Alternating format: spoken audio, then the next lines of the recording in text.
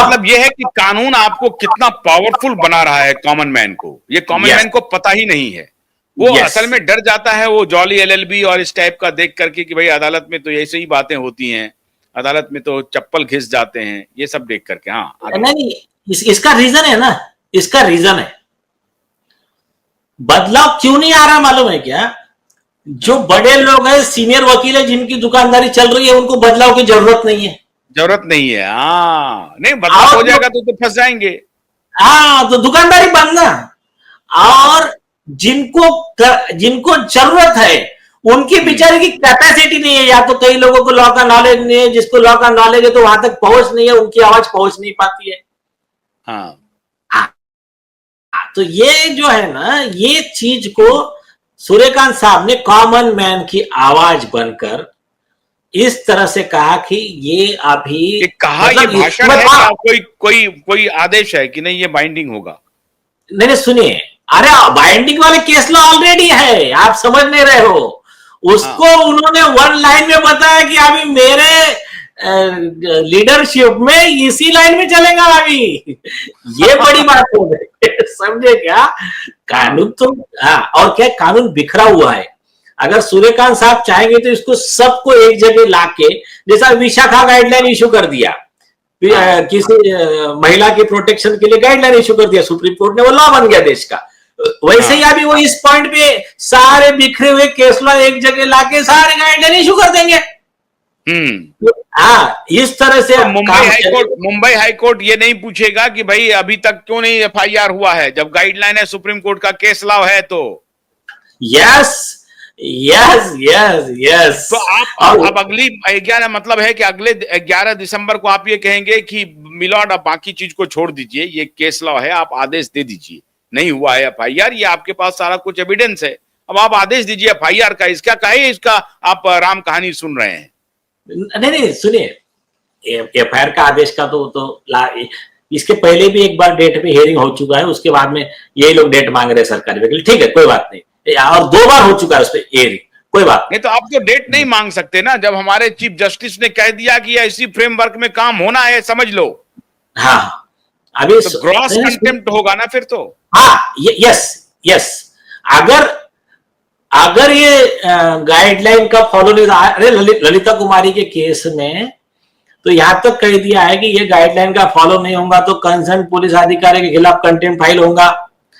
आर्नेश कुमार ने गाइडलाइन दी, आपको पता है क्या? पहले जो डोमेस्टिक वायलेंस के केस होते थे 498A वगैरह के, बहू कर देती थी सास पे, ससुर पे, ननद पे, जिसका नाम नहीं है उसमें भी केस कर देते थे, जिनका कोई लेन देन नहीं, झूठी केस हो जाती थी, तो उसमें उठा के डायरेक्ट अरेस्ट कर लेते थे, कई परिवार बर्बाद हो जाते थे। तो सुप्रीम कोर्ट ने गाइडलाइन दे दिया आर्नेश कुमार की, बोला नोटिस देकर इन्वेस्टिगेशन करने का, डायरेक्ट अरेस्ट करने का नहीं, और अगर इसका कंप्लायंस नहीं किया तो वो जो और जज ने अगर इस पे फॉलो नहीं किया, जज की जिम्मेदारी चेक करने का, तो जज के ऊपर भी कंटेम्प्ट होगा।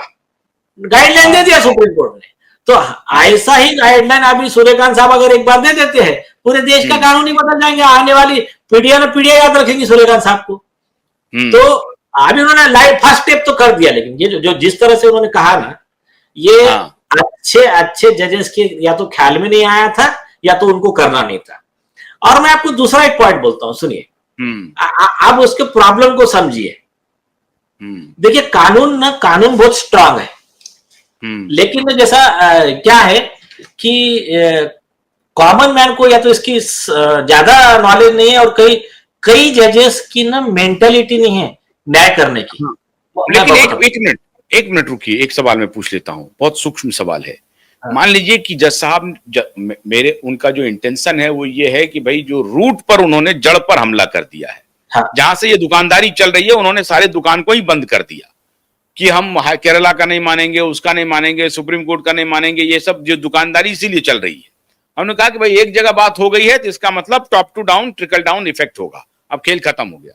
लेकिन इनकेस मान लीजिए कि ऐसी कोई सिचुएशन आ जाए जिसमें मान लीजिए कि केरला हाई कोर्ट का जो जज है, 2 बेंच का जज है, जो सुप्रीम कोर्ट के कोई डिसीजन से मामला डिफर कर रहा है, वहां केस लॉ नहीं पड़ रहा है, तो क्या केरला हाई कोर्ट का 2 सदस्यीय जज ये कह सकता है, बेंच ये कह सकता है कि मैं सुप्रीम कोर्ट से अनुरोध करता हूं कि इस मामले में ये तो केस लॉ है आपके द्वारा, लेकिन यहां हमको लगता है कि परिवर्तन करने की आवश्यकता है, और या तो लार्जर बेंच को इसको रेफर कर दिया जाए, सुप्रीम कोर्ट के लार्जर बेंच को रेफर कर दिया जाए, उस आलोक में हम ये डिसीजन दे रहे हैं।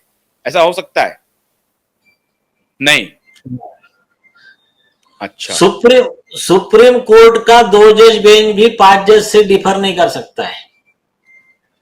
अच्छा, हाँ, उसको सिर्फ 2 जज बेंच सिर्फ 2 जज बेंच से ही डिफर कर सकता है, लार्जर बेंच से डिफर नहीं कर सकता है। नहीं, वही तो मैं कह रहा हूं कि वो हाई कोर्ट, सुप्रीम कोर्ट का नहीं, हाई कोर्ट का जज अगर कोई कहता है कि मेरे पास केस लॉ, आपका सुप्रीम कोर्ट के 2 जज बेंच का कोई लॉ है, उस लॉ के बियॉन्ड मुझे जाके वर्डिक्ट देना पड़ रहा है, नहीं कह सकता है, नहीं कह सकता, वो तो कंटेम्प्ट हो जाएगा। बस अब आगे बोलिए। हाँ, अभी सुनिए। देखिए, कानून कॉमन मैन के लिए आज का ये जो है ना, ये सारे कॉमन मैन को कैसे इंपैक्ट करेगा ये? हाँ, law students, junior advocate, common man और पीड़ित व्यक्ति, उनके लिए बहुत महत्वपूर्ण रहने वाला है। अभी सुनिए। हाँ, कानून का प्रावधान कैसा है मैं बता देता हूं। अभी ठीक है, सूर्यकांत साहब ने तो बहुत सही ये किया, जिसको सिंपल वर्ड में सुप्रीम कोर्ट ने मुजफ्फर हुसैन के केस में कहा है जुडिशियल डिसऑनेस्टी, न्यायिक बेईमानी। और दूसरा स्टेट बैंक ऑफ त्रावणकोर के जजमेंट में कहा, वो जज को डिसमिस किया था उसमें, कि इसको कहा जुडिशियल एडवेंचरिज्म, न्यायिक दुस्साहस। तीसरा कहा है लीगल मैलिस। तो अभी देखिए लॉ कैसा है मैं बताता हूं। अब ऐसा मान के देखिए, आप थोड़ी देर के लिए आपके दिमाग से ना हाईकोर्ट को हटा दीजिए, दिशा सालियान के केस में हाईकोर्ट को बाजू में रखिए, कि किसी जज का नाम मत लीजिए। आप एक ऐसा जनरल पकड़िए। एक केस में समझो एक व्यक्ति है, उसके बेटी का मर्डर हो गया, गैंगरेप हो गया, जो भी उसका ग्रीवेंस है, वो आया है कोर्ट में। वो पहले पुलिस के पास गया, पुलिस उसका एफआईआर नहीं ले रही है, बोलते हम कार्रवाई नहीं करेंगे आरोपी पे। अब वो कोर्ट में आया। कोर्ट में आने के बाद में अभी थोड़ा सा क्या है, दिशा सालियान का हाई प्रोफाइल मैटर है, कई फैक्टर है, तो थोड़ा सा एक नॉर्मल बर्डन रहता है, उसको बाजू में रखिए। मैं जनरल केस बता रहा हूं। आने के बाद में लॉ क्या कहता है मालूम है? लॉ बहुत स्ट्रिक्ट है।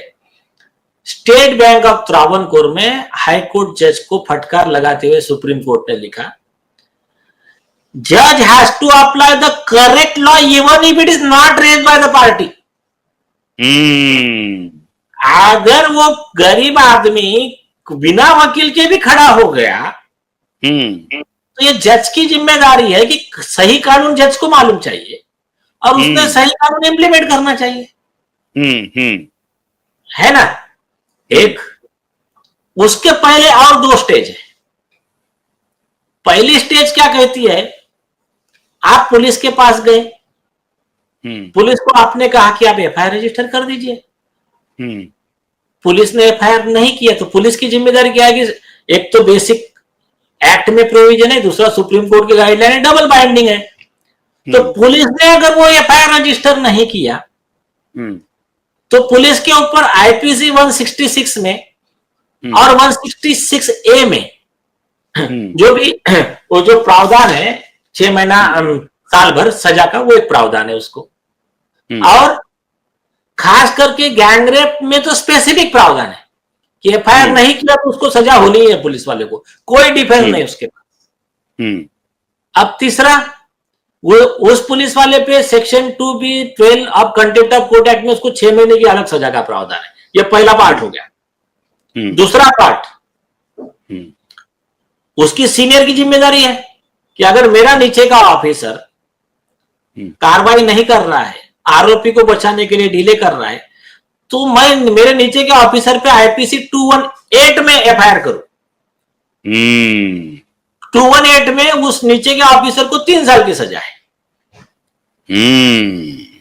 अब सीनियर ने भी उसमें उसको बचाने की ट्राई किया, उसमें कार्रवाई नहीं किया, और आदमी कोर्ट में जाता है। तो कोर्ट में जाने के बाद में ये जज की जिम्मेदारी है कि जज के पहले सरकारी वकील, उसके पहले सरकारी वकील की जिम्मेदारी है। मैंने आपको बोला अभी लेटेस्ट जजमेंट आया है उसमें। ऐसे सारे जजमेंट आप SC न्यूज, रशीद खान पठान की वेबसाइट पे देख लीजिए, इंडियन बार एसोसिएशन की वेबसाइट पे देख लीजिए, आपको सब मिल जाएंगे। हिंदी, मराठी, इंग्लिश तीनों लैंग्वेज में अवेलेबल रहती है नॉर्मली। कुछ रहा तो चैट जीपीटी से उसको ट्रांसलेट कर लेने का, उसको समझ में आ जाएगा। अब ये सरकारी वकील की जिम्मेदारी है कि वो कोर्ट की नजर में ला कर दे कि इस केस में ये केस लॉ है, ये प्रावधान है, पुलिस ने गलती किया है, पुलिस पर कार्रवाई होनी चाहिए। अब सरकारी वकील ने ये अपने कर्तव्य का वहन नहीं किया तो सरकारी वकील भी कंटेम्प्ट का आरोपी है। सरकारी वकील ने बताया, सरकारी वकील कोई वहां पर किसका विरोधी बोल के थोड़ी बैठा है, सिर्फ वो कानून का सेवक है, संविधान का सेवक है।